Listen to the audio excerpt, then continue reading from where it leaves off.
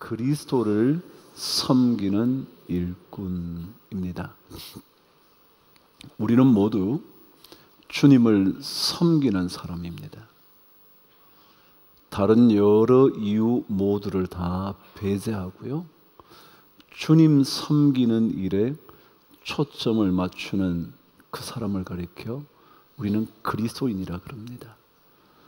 예수를 믿어서 예수 믿는 것 때문에 따라오는 수많은 복들을 추구하는 게 아니라 주님을 섬기는 일을 추구함으로 그 나머지 것들이 딸려오는 부수적인 은혜라는 사실을 먼저 기억해야 합니다.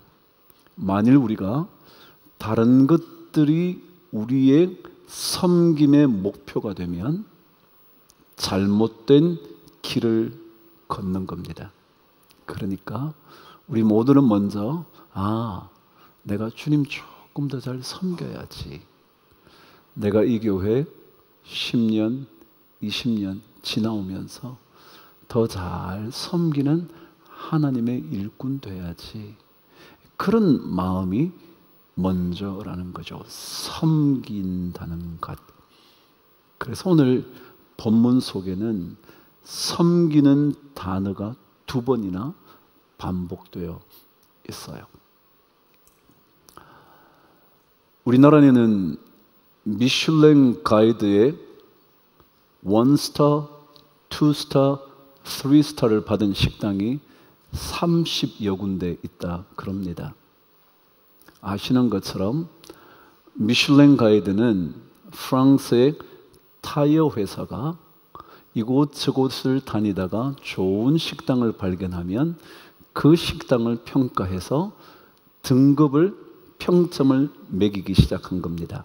그래서 이 식당 참 괜찮은데, 그래서 모든 조사를 끝낸 후에 1스타, 그 별을 받는 식당은 그 지역에서 가장 탁월한 음식을 만들어낼 수 있는 식당이지. 가볼만해. 1스타입니다. 2스타는 그 음식이 아주 탁월함으로 인하여 그곳까지 찾아갈 만한 가치가 있는 식당입니다. 말하자면 1스타는 그 지역의 탁월한 식당이라면 2스타는 좀 더 범위가 넓어져 저기 호남 지역까지, 저기 경상도 지역까지 갈 수 있을 만한 가치가 있는 식당, 2스타라 그럽니다.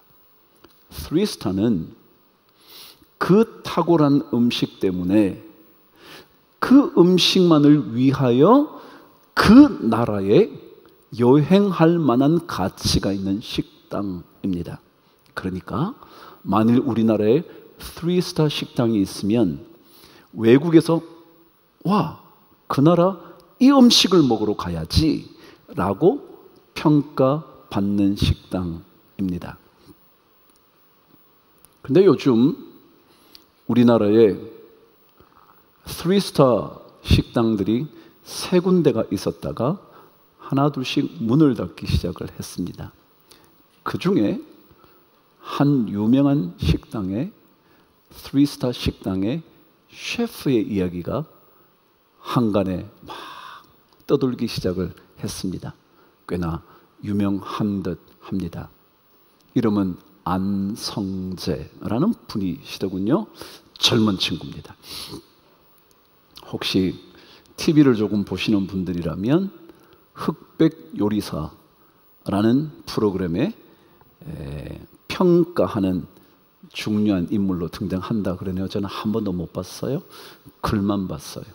근데 그분은 13세에 미국으로 이민을 가 그곳에서 성장하다 요리에 관심을 갖고 프랑스에 가장 유명하다는 요리 학교 들어보신 적 있죠? Le Cordon Bleu라는 그 학교를 졸업하고 식당을 했다는 겁니다.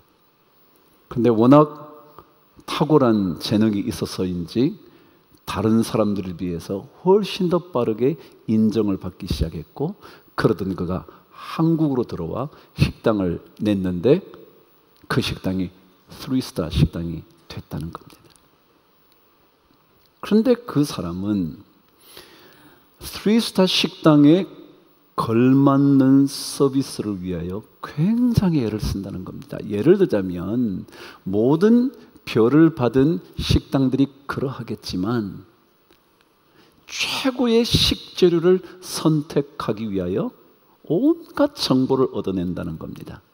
쌀은 어디에서 구하는 것이 좋은지, 어떤 과일은 어디 지역 언제 나는 어떤 토양에서, 이 모든 것들을 종합해서 좋은 식재료를 구할 뿐만 아니라, 그리고 3스타에 걸맞는 서비스를 위하여 인테리어나 그리고 종업원에 서빙하는 모든 것까지 세밀하게 신경을 쓴다는 거죠.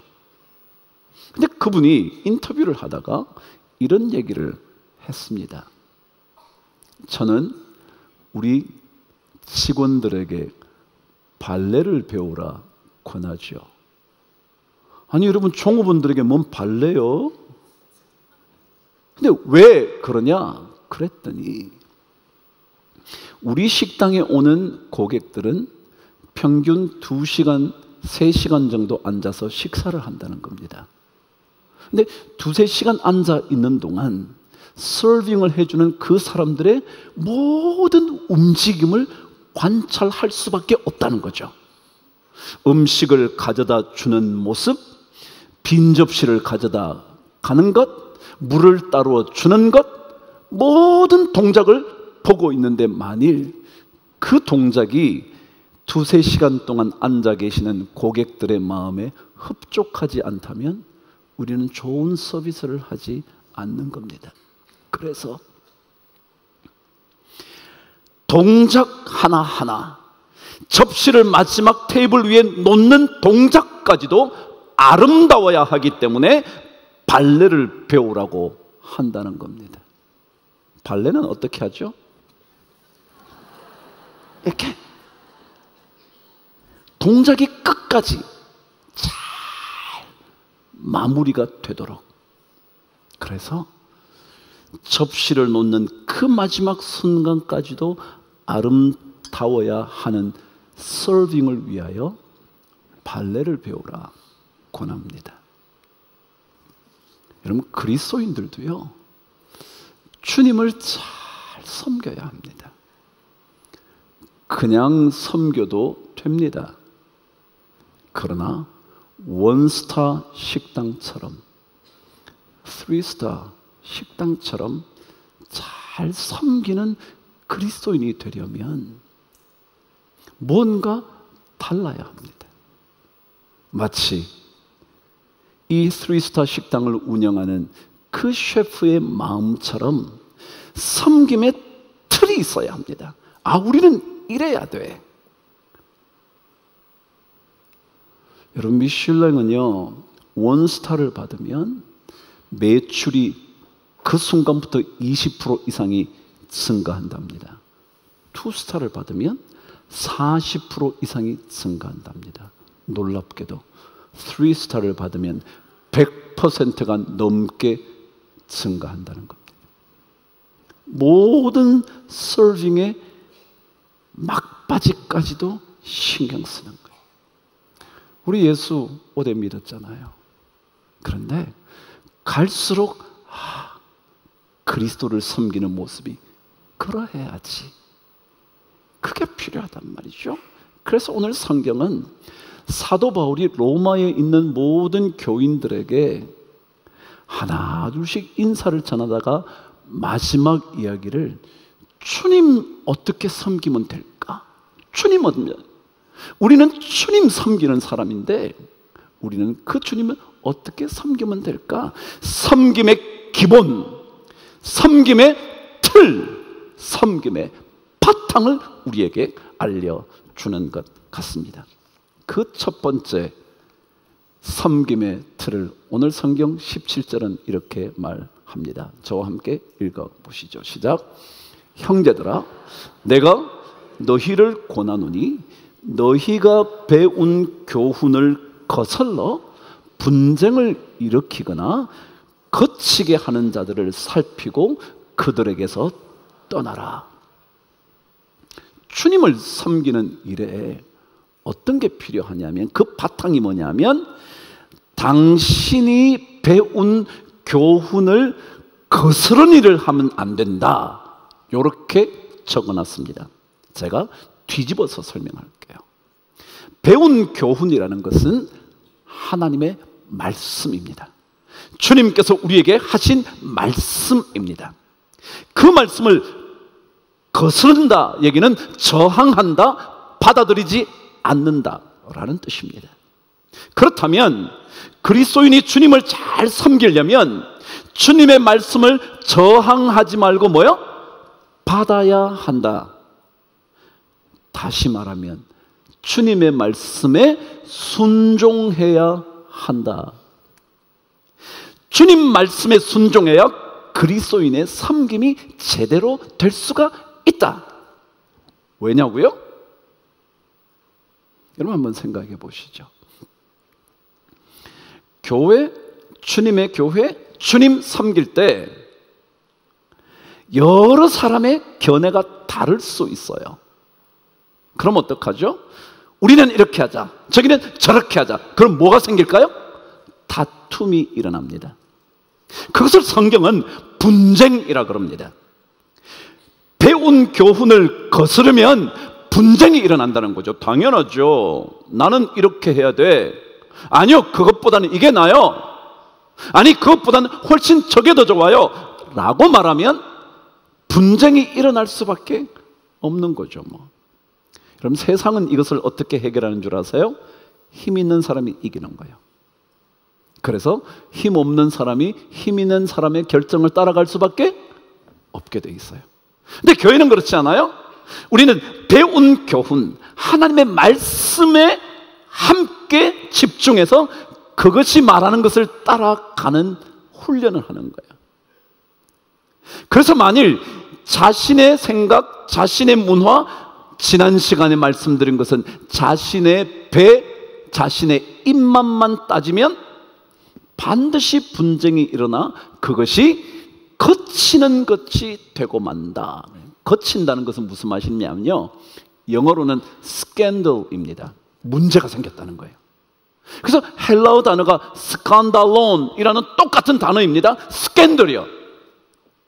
서로 분쟁을 일으키다 보면 스캔들이 일어난다는 거예요. 근데 그 스캔들의 원래 뜻이 뭐냐면 덫, 올무이라는 뜻입니다. 그러니까 만일 각자의 생각을 내어놓기 시작하면 그것이 올무가 되어 붙잡아서 주님을 잘 섬기지 못하게 된다. 섬기는 일에 진전이 이루어지지 않는다. 그게 덫이고 올무고 거치는 것이 된다. 그래서 우리 섬김의 가장 바탕은 뭐냐면요, 우리의 생각이 아니라 주님의 말씀, 배운 교훈. 성경은 끊임없이 우리에게 말씀하고 있어요. 근데 그 말씀에 우리 모두가 들어가는 거죠. 그럼 가정을 한번 생각해 보세요.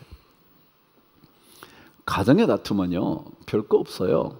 남편 얘기요, 부인 얘기요. 그럼 어떻게 되죠? 붙는 거죠. 그렇지 않아요? 젊을 때는 남자가 이기지만 손 떨리면 여자가 이기거든요.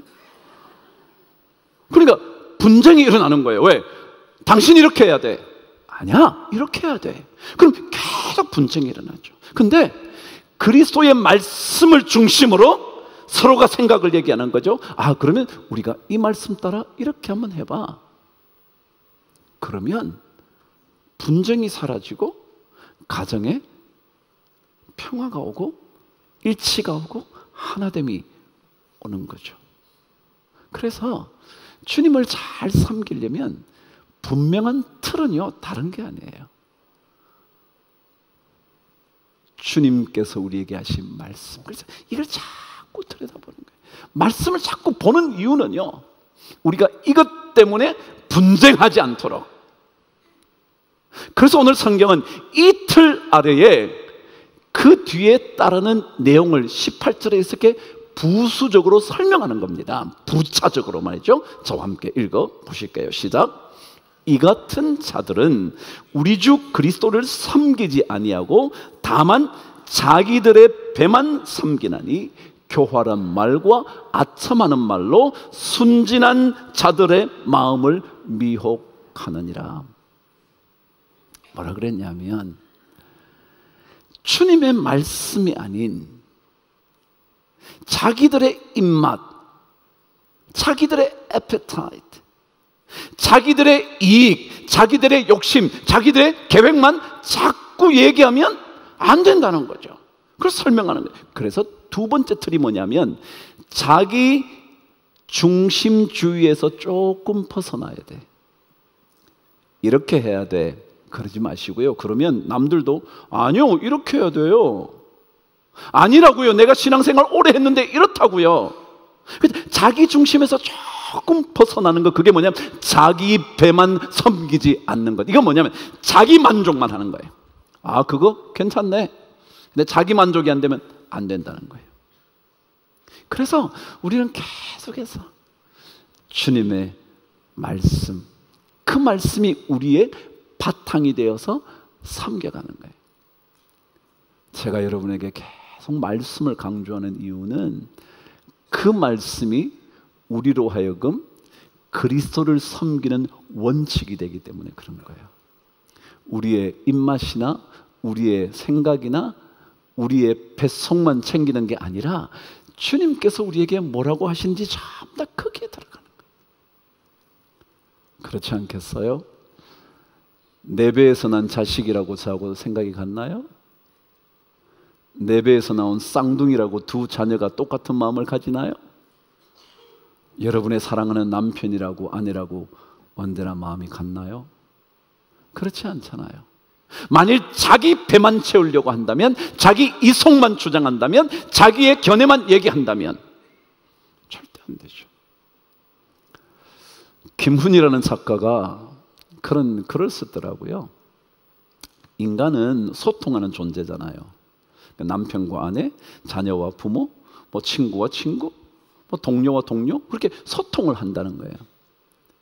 근데 인간이 소통하는 데는 이 언어가 필요한데, 근데 이 언어는 사실은 말하는 것만을 언어라 그럴 수는 없다는 거예요.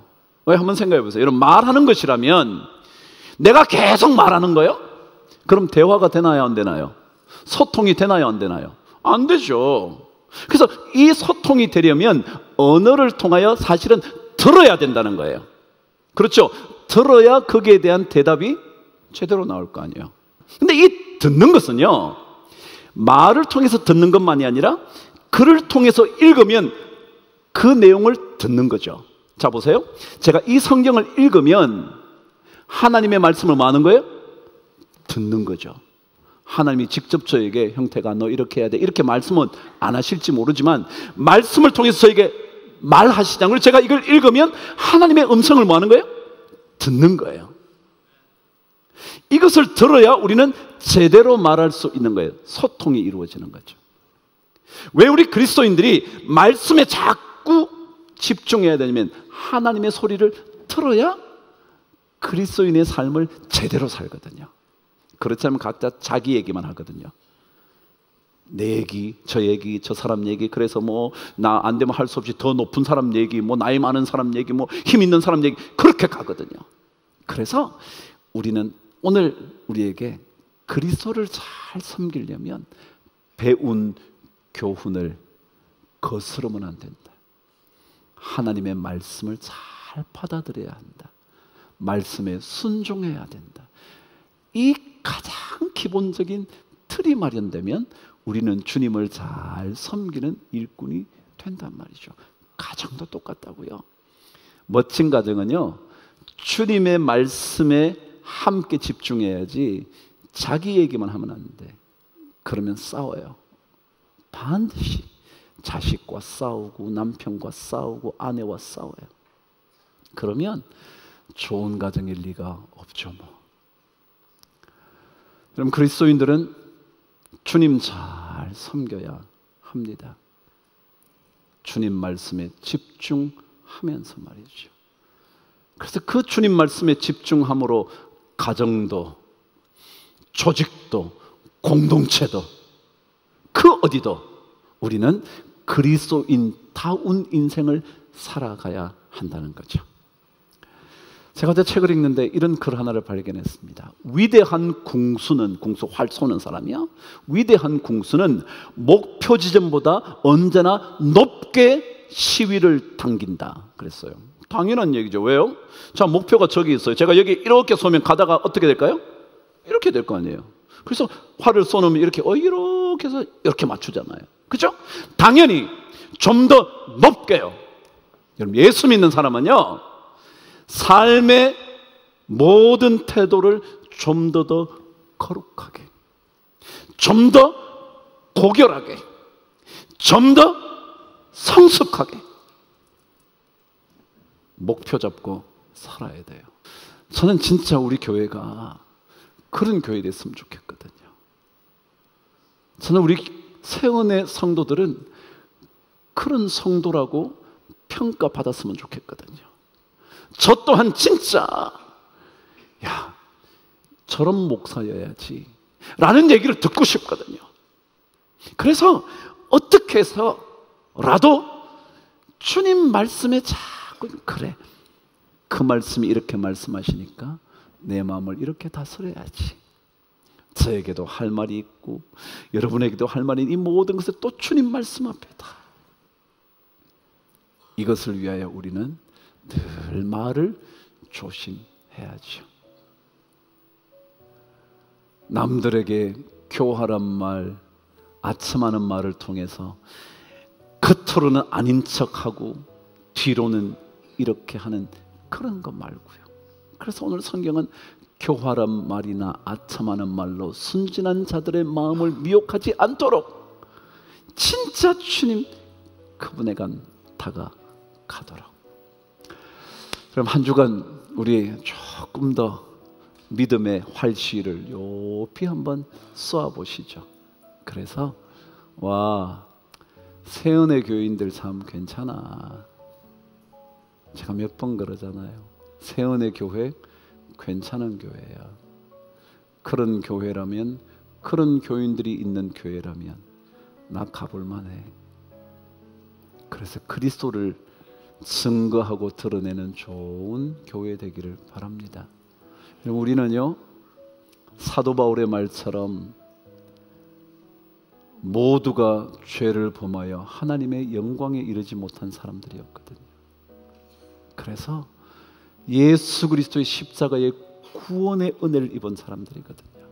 그래서 우리는 주님을 더 잘 섬겨야 하거든요. 그래서 모든 일을 주님 잘 섬기는 일에 목표를 두고 한 걸음 한 걸음 전진해서 걸림돌이 아니라, 거치는 돌이 아니라 디딤돌이 되는 은혜가 꼭 있게 되기를 주의 이름으로 축복합니다.